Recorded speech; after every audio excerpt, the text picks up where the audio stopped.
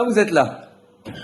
Parashat Va'ed Hanan. Va'ed Hanan, nous disent les sages, c'est 515, le nombre de prières que Moshe Rabbeinu a fait à Dieu pour qu'il le laisse rentrer en Eretz Israël. Et malheureusement, Hachem va lui dire, non, tu ne pourras pas rentrer. C'est bien dommage, parce que nous disent les sages, que si Moshe était rentré en Eretz Israël, eh bien c'est lui qui aurait construit le Beth Amikdash, le peuple juif serait resté en Eretz Israël, il n'y aurait pas eu de destruction du temple, il n'y aurait pas eu d'exil, ça aurait été Mashiach, on serait arrivé à la fin de l'histoire. Eh bien pourquoi est-ce qu'il n'est pas rentré en Eretz Israël, nous disent les sages, il aurait suffi qu'il rajoute une seule prière, non pas 515, mais 516 prières, et là Hachem aurait dit, tu sais quoi, d'accord, tu vas rentrer en Eretz Israël. Alors pourquoi est-ce qu'il s'est arrêté là? Eh bien, si on fait un petit calcul, regardez comme c'est extraordinaire, on apprend de là quelque chose d'incroyable. Les sages nous disent que Moshe Rabbeinu ne pouvait parler avec Hachem que grâce au peuple juif. À l'instant où les juifs ont fauté au monde explorateur, eh bien la Shekhinah, la présence divine, s'est retirée en quelque sorte du peuple juif et Moshe Rabbeinu ne pouvait plus parler avec Dieu. À quel moment Moshe a pu reparler avec Dieu, nous dit Rashi? Eh bien, au moment de Tou B'Av, le 15 Av de la 40e année.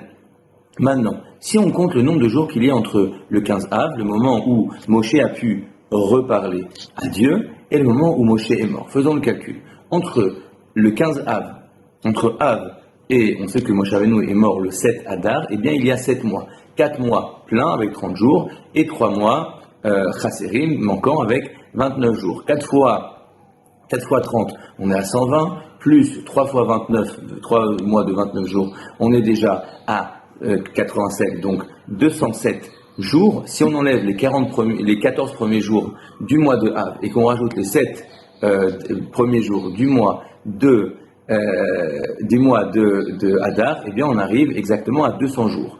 On sait qu'on ne peut pas prier et faire des demandes personnelles à Shabbat, donc si on enlève 4 Shabbats fois 7 mois, 4 Shabbats par mois fois 7 mois, on enlève 28 jours, on arrive à 172 jours. 172 jours fois 3 prières par jour, on arrive à combien?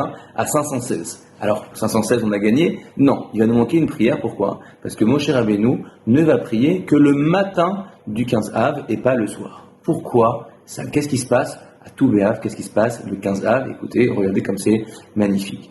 Eh bien, vous savez que lorsque les explorateurs ont fauté, eh bien, Hachem va leur dire, eh bien, vous allez tous mourir dans le désert, et ce sont seulement vos enfants qui pourront rentrer en Eretz Israël. À quel moment ça s'est passé? C'est passé à Tisha B'Av, le 9 Av, qu'on vient de fêter hier. Non, écoutez bien, tous les ans, eh bien, il y avait un 40e du peuple qui mourait le 9 Av. Il creusait une tombe, tout le peuple allait dans sa tombe, et une partie du peuple ne se relevait pas. Eh bien, à la 40e année, qu'est-ce qui s'est passé? Le 9 Av, tout le monde descend dans leur tombe, et le lendemain, tout le monde se lève. Et là, au lieu de se dire, eh bien, c'est sûr, Dieu nous a pardonné, ils disent, on a dû se tromper de date. On va rester. Le lendemain, rebelote, ils vont creuser des tombes, ils vont retomber, en remettre encore dans la tombe, et le lendemain du 10 Av, eh bien, encore une fois, tout le monde se lève. Eh bien, ils vont faire ça encore et encore, jusqu'au moment où on va arriver au 15 Av. Le 15 Av, c'est le milieu du mois, c'est le moment où la lune est pleine. On voit que la lune est pleine, forcément, on est sûr que le 9 Av est passé, personne n'est mort, Dieu nous a pardonné, et à ce moment-là, lorsque le peuple juif va se rendre compte que Dieu leur a pardonné, eh bien, Moshe pourra reparler avec Hachem. Alors maintenant, posons-nous une question simplement. Qu'est-ce qui se serait passé si tout simplement le 9 Av, ou le 10 Av, ou le 11 Av, ou le 12 Av, ou le 13 Av, ou même le 14 Av, le peuple juif s'est dit, ça y est, Dieu nous a pardonné, ça y est, on peut à nouveau reprendre un lien entier avec Hachem. Eh bien, ça aurait rajouté un jour à Moshe Rabbeinu pour prier, on aurait atteint les 516 prières, et Moshe Rabbeinu serait rentré en Eretz Israël, et nous aurions eu un Beth Amikdash indestructible, et nous aurions eu la délivrance, la Géoula, directement. Qu'est-ce que ça veut dire? C'est-à-dire, au fond, tous les exils, tous les échecs de nos vies proviennent d'une chose.